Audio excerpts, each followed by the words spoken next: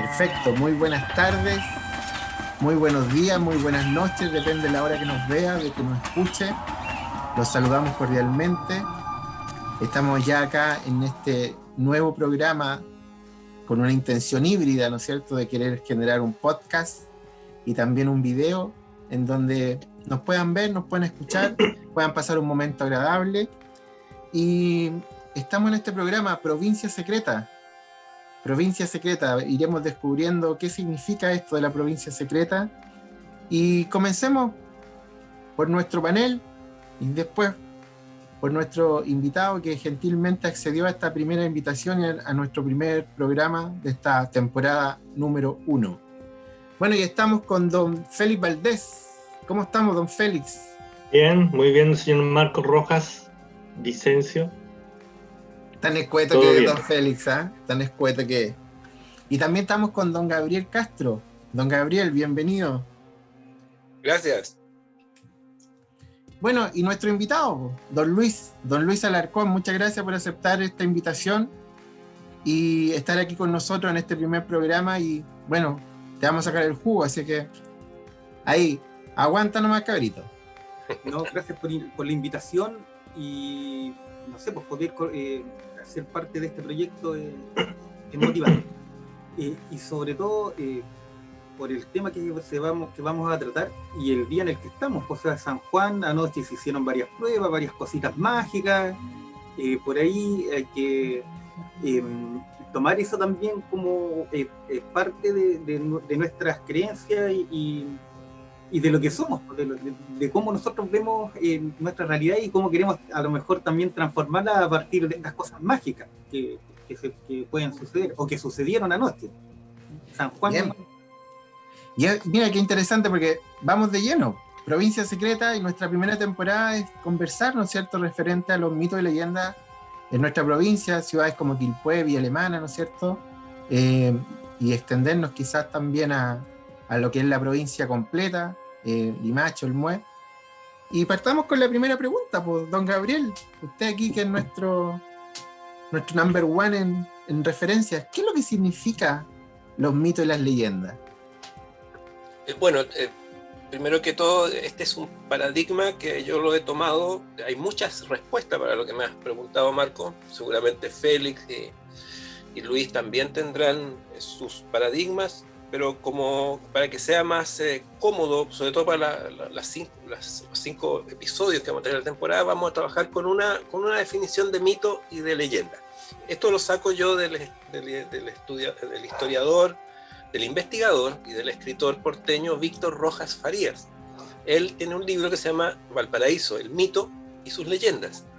Y él, para hacer su investigación, distingue que el mito es aquella explicación, digamos, mágica, esto es muy importante, la magia, la fantasía extrema, pero que implica esta historia un nacimiento o el final de un mundo. Es así como encuentra un único mito en Valparaíso en ese libro, que es el el Cristo de la Matriz, uno de los Cristos de la Matriz, que llegó en 1500 y tanto, y que nunca se lo pudieron llevar a Santiago, que era su destino. Además, este Cristo tenía una corona de espinas, o tiene una corona de espinas, ¿no es cierto?, que ha ido cayendo durante todos estos años, y que dice el mito que cuando llegue, ¿no es cierto?, al nivel del cuello, el mundo se va a acabar. Mito. Y lo demás son leyendas, explicaciones mágicas, muy entretenidas, muy mágicas, muy fantasiosas, para sucesos naturales. Por ejemplo, tomo el tema de la leyenda de las Tres Pascualas, ponte tú, en Concepción. Una laguna, un lugar específico que todos podemos visitar, en donde ocurrió seguramente un suicidio de 3 hermanas, un suicidio por razones amorosas. Perfecto, hasta el momento todo bien. ¿Dónde viene la fantasía? Que ellas, sus fantasmas, ¿no es cierto?, aparecen en ciertas noches, ¿no es cierto?, y engatusan o encantan a jóvenes, como aquellos jóvenes que las traicionaron a ellas, y lo ahogan, ¿cierto? Lo engatusan, lo hacen que se meten en la laguna y se ahogan. Que también es una explicación lógica para muchos incidentes que ocurren en esa laguna. A lo mejor es muy peligrosa para nadar y realmente la gente se ahoga ahí, pero hay una explicación mágica. No hay ni final ni principio de mundo. Por lo tanto, es una leyenda. Y eso es lo que hemos buscado nosotros en Villa Alemana, en Belloto, ¿no es cierto?, en Quilpué. Y y hemos encontrado poco, por lo menos en material bibliográfico, en textos, en libros. Y es por eso justamente que quisimos invitar a Luis, que es uno de los autores de historia de Quilpué. Eso, Luis, cuéntanos un poquito, introdúcenos aquí en el tema en relación a la provincia, a la ciudad de Quilpué. ¿Tenemos mitos? ¿Tenemos leyendas? Sí, a mí me parece que hay bastantes mitos y leyendas.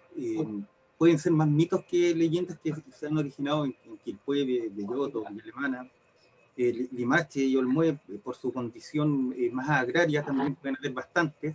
Ahora, la gracia de esto, y a diferencia de lo que puede poner Gabriel, es que generalmente los mitos y las leyendas en muchas zonas del país, no solamente acá, se van transmitiendo de forma oral. Y eso es lo mágico también que tiene. No queda escrito y muchas veces cuando se pasa de la oralidad a la escritura, queda algo así como a rajatabla, como que debe tomarse como verdad. Ahora, la tradición oral tiene esto de mágico, que le puede haber sucedido a alguna persona, puede haber tenido alguna interpretación de algún hecho, pero al contarlo, esta persona, el oyente, también le puede colocar de su cosecha, y generalmente lo hace. Entonces se va transformando esto en algo mágico que identifica a muchos habitantes o a los habitantes de cierto lugar. Estaba pensando mientras contaba esta leyenda que ocurre en la laguna, en un lago o en una poza en cierto lugar.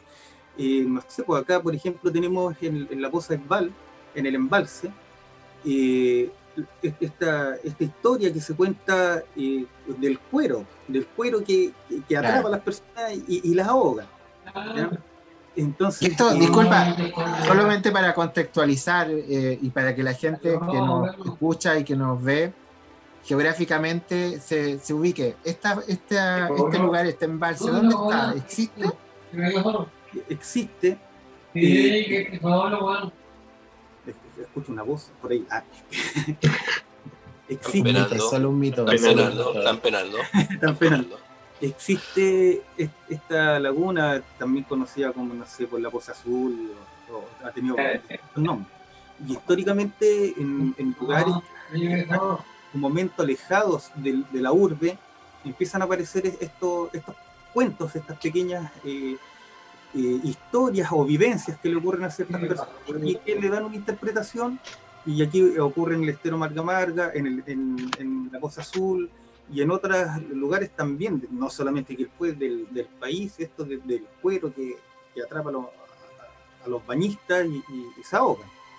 Te quiero hacer una pregunta referente a eso, tomando el tema ahí de la represa, que esa represa, tengo entendido, abasteció a Quilpué en sus años de agua potable. Estamos hablando, tal vez el año 40, 30, abastecía a Quilpué.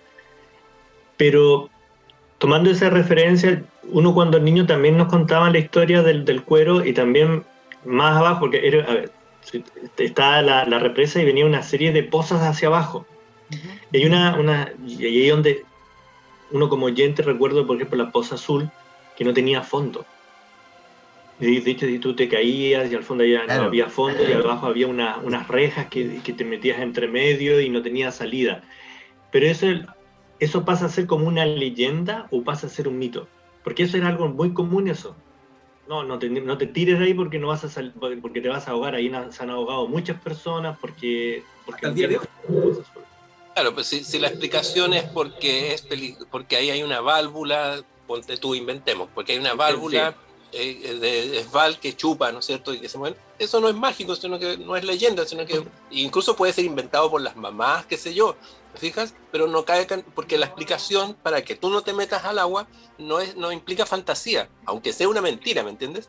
Pero cuando te dicen hay un cuero que es una vaca que ha muerto, digamos, y que resucita su cuero y que este te va a atrapar y te va a llevar, ahí tenemos, yo diría, una leyenda, digamos, según lo que conversamos. Y a propósito, pero sí, es cierto, es muy cierto lo que dice Luis y lo que dice Félix con respecto a la transmisión oral, digamos, de toda esta historia, es cierto, pero a lo que quizás no me quedó, no me expliqué muy bien, pero de alguna manera lo que inicia estos episodios es en la ausencia de registro escritural en los historiadores de Quilpué. Los nombré, creo, el López Azcárate en su libro, ¿no es cierto? El Roberto Troncoso también en su libro, Roberto Troncoso, ¿cierto? ¿Se llama el señor? Sí. Y tenemos a un autor también, o coautor, ¿no es cierto?, del maravilloso libro Pasas por Quilpué. Pero es interesante porque claramente no es un descuido, sino que es como una manera de soslayar, digamos, y por eso también te invitamos, Luis, que como que curiosamente no solo ustedes, sino que en general los historiadores de Quilpué, salvo uno, que como que soslayan, no las mencionan, digamos, siendo que es cierto. ¿Por qué pasará eso, no? Bueno, primero porque la historia se interpreta en función, tiene una función de interpretarla a partir de qué es lo que se quiere transmitir o cómo se quiere dar a conocer ciertos sucesos. Ahora, lo mágico de esto es que la misma historia, esta historia que tiene una metodología científica de investigación, se cruzan con cosas o con hechos que pasan a ser parte del mito. En mi caso, por ejemplo, que he investigado bastante los lavaderos de oro, uno se puede encontrar que hay un hecho concreto histórico, que son los lavaderos de oro, que se sacó oro, que ocuparon ciertas herramientas, pero por ejemplo siempre el que sacó medio kilo de oro o un kilo de oro siempre fue el otro, nunca fui yo. Entonces ahí se genera un mito porque uno entrevista a los oreros del Marga Marga, por ejemplo, en este caso, y dice, no, por ponerte un ejemplo, el Willy sacó medio kilo de oro. Uno va a conversar con el Willy y dice, no, si al lado mío tal persona sacó 1,5 kilos de oro. ¿Ah? Siempre fue el otro.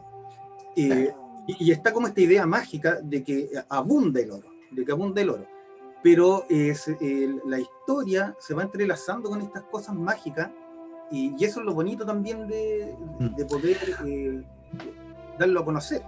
Oye, pero por ejemplo, considerando lo que plantea Gabriel en relación a la intención, ¿no es cierto?, de querer generar este registro del relato, ¿no es cierto?, oral que tú planteabas recién, Luis. Yo escuchaba a Valdés también en relación a lo que él contaba como ejemplo, y claro, a la mente, desde el oral, desde el relato, ¿no es cierto?, que uno con el tiempo va escuchando, tenemos que, no sé, porque estamos viviendo en una ciudad que estamos sobre cuarzo, que somos una cosa energética, y de ahí nos vamos vinculando, ¿no es cierto?, a toda esta narración que podríamos perfectamente sacar. Imagínate, pues si el relato cambia del boca a boca, imagínate tremenda historia que podríamos tener. Gabriel nos compartió hace poco una película de Coyihuay, que sería interesante también que pudiésemos conversar un poquito de ella. Pero por ejemplo, en relación al registro, es interesante eso. Técnicamente, o sea, al callo, ¿cuántos registros ustedes conocen de mito y leyenda en Quilpué, por ejemplo? Gabriel. Bueno, justamente gracias a la colaboración de Guillermo Dronemeyer Cisterna, hijo de Guillermo Dronemeyer Zamorano, ¿cierto? Un educador, una persona muy importante de la primera mitad del siglo XX y pasando incluso casi para la segunda mitad. Gracias a él, a su hijo, que conserva su biblioteca, después le podemos pedir a Guillermo, digamos, que nos autorice a hacer circular esa historia del Belloto de 1945. Es relativamente conocida o poco conocida. Óscar Salas Vargas la escribió. La estuve revisando rápidamente y debe ser, que yo conozca, uno de los pocos, quizás uno de los pocos que así, incluso así como a la pasada, habla de lo que consideraría dos leyendas, ¿sí? Pero no hay otro material escrito que yo conozca, aparte de lo que justamente tú mencionas, que en realidad es un documental, ¿cierto? Una película en que unas personas hace un par de años, súper bien, con los habitantes de Coyihuay, les pidieron que revivieran leyendas, y no sé si hay mito, leyendas de Coyihuay, súper bien. Pero aparte de eso, que yo sepa, nada. Entonces es interesante lo que estamos haciendo ahora, porque de alguna manera estamos fijando, registrando la existencia, porque existen, claramente lo que cuenta Luis, lo que cuenta Félix, ¿no es cierto? Definitivamente son material. No es que no hayan, las hay, pero no Claro. sé. Y que tienen bastante en común, porque, por ejemplo, esto del güiro, ¿no es cierto? Este que te atrapa, el agua que te atrapa, también es algo que se habla mucho, por ejemplo, en Forestal, cuando existía el tranque de Forestal. No te metas al tranque de Forestal, seguramente a lo mejor una mamá, como decían recién algunos de ustedes, dice, no, dile que no se meta porque hay un monstruo ahí adentro. Pero es interesante cómo estos registros, ¿no es cierto? Partiendo desde la gente común, o sea, a lo mejor con la intención de querer asustar a alguien o algo. No sé, me acuerdo la leyenda, o Gabriel, ayúdame tú, que sería del Casillero del Diablo, ¿no es cierto? En este vino que... Claro, si no implica acabose del mundo o inicio del mundo, es una leyenda. Claro, ¿viste? Pero yo quería también, bueno, hablando de registros, yo conozco ninguno. O sea, yo lo único que es lo que leí en una oportunidad, Pasas por Quilpué, que es el único registro yo personalmente que... Yo de historia sí, yo me crié en Quilpué, o sea, nací en Viña, pero llegué a Quilpué a los 2 años y de ahí no me he ido acá de Quilpué, es un par de años, pero toda mi vida, como te digo, he escuchado historias diferentes. Tú recién Luis hablaba sobre bueno, Quilpué ha tenido muchos trasfondos. Quilpué fue la California, porque aquí el oro, venían pero familias enteras de oro, fue la California. Y por eso de repente yo preguntaba un poco eso dentro de la ignorancia personal, porque no sé si ahora que está el fútbol de moda, que está Chile jugando, el año 62 se hospedó acá en el Hotel Retiro la selección brasileña, y yo todavía recuerdo cuando decían que Pelé dejó 2 niños acá, y ahí habían 2 niños negros en el Retiro que son hijos de Pelé. Pero ese y buenos para la pelota. El negrito me decían en ese tiempo, y que son hijos de Pelé.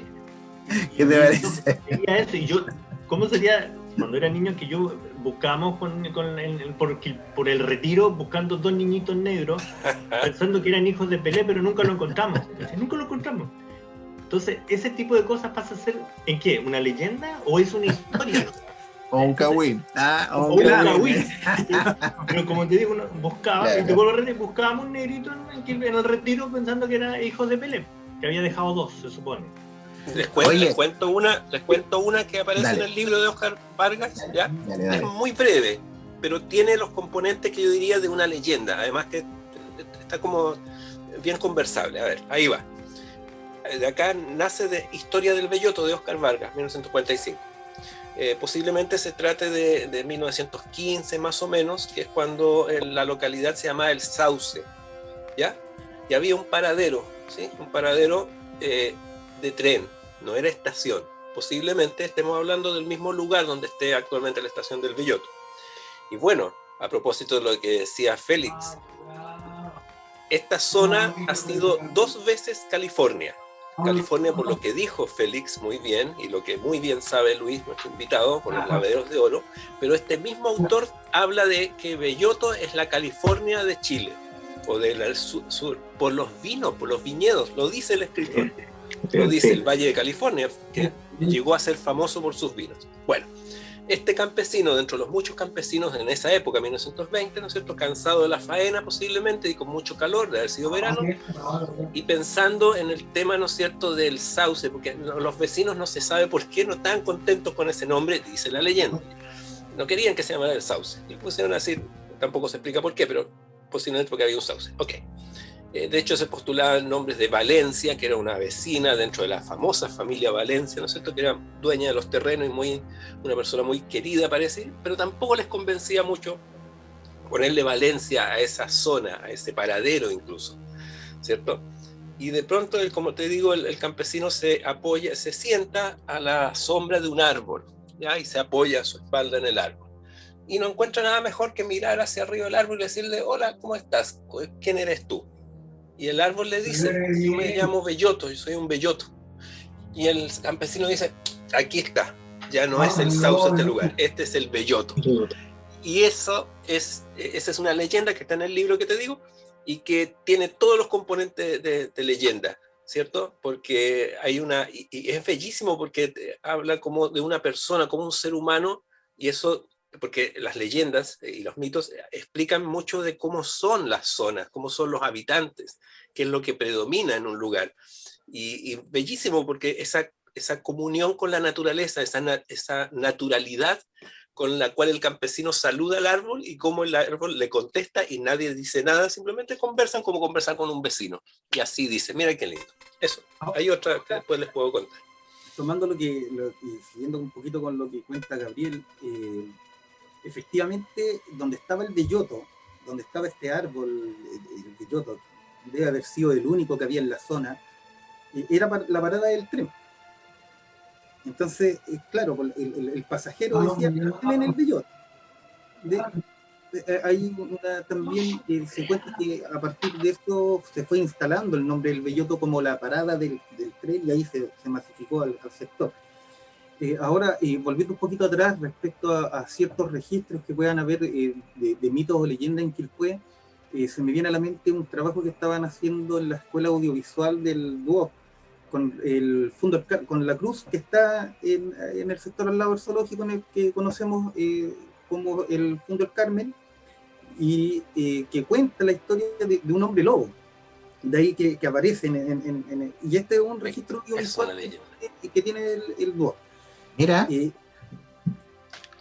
Y con respecto a ese mismo lugar, a la cruz, que en muchas comunas, si acaso no en todas las comunas de Chile, existe una cruz en un lugar alto que esté como protegiendo, como mirando las ciudades.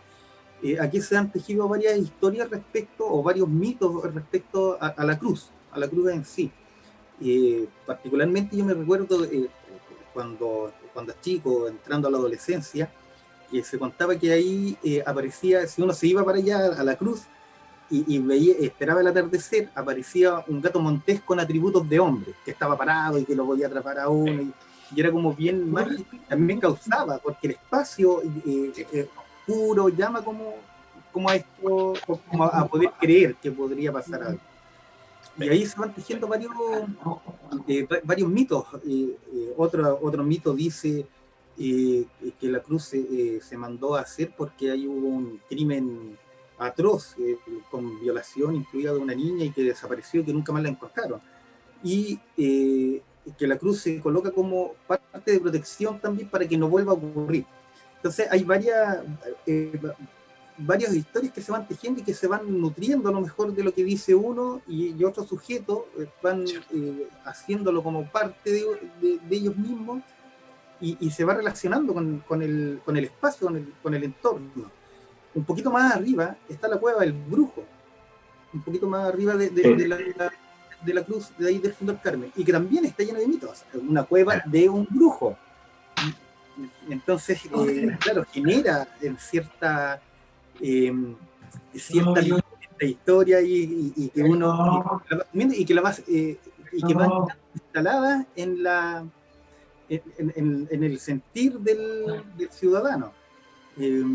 Así, yo creo que sí, efectivamente existen muchos mitos, muchas historias y muchas leyendas que están asociados a lo mágico, y no solamente acá, y que a veces vamos recogiendo o se van, no sé si la palabra es copiando, pero se van interpretando o también se van apropiando ciertos habitantes de una ciudad de lo que ocurre en otra ciudad o en otra comuna, claro, o en otro pueblo. El Totué, por ejemplo.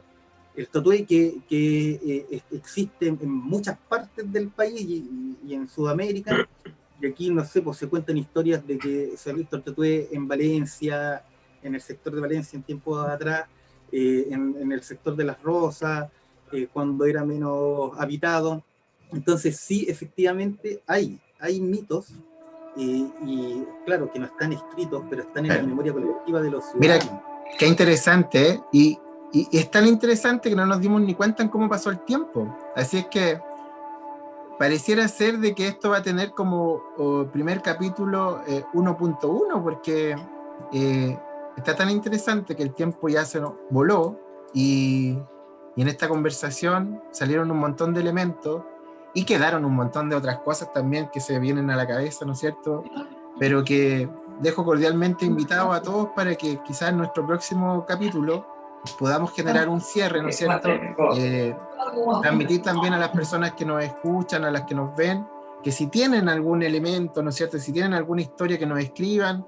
Ahí vamos a dejar puesto algún correo electrónico en la parte de los comentarios donde publiquemos a través de redes sociales, puedan compartir con nosotros.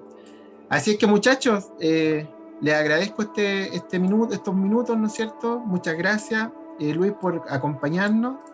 Félix Valdés, muchas gracias por estar con nosotros también. Y don Gabriel, como siempre, un placer.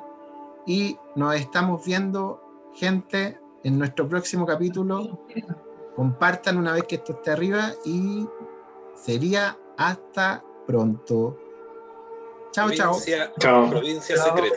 Provincia secreta, lo más importante, se nos olvida hacer el cierre. Provincia secreta. Tu nuevo podcast híbrido, porque también lo vas a poder ver. ¿Quién puede ver un podcast? Ustedes van a ser los primeros, ¿ven?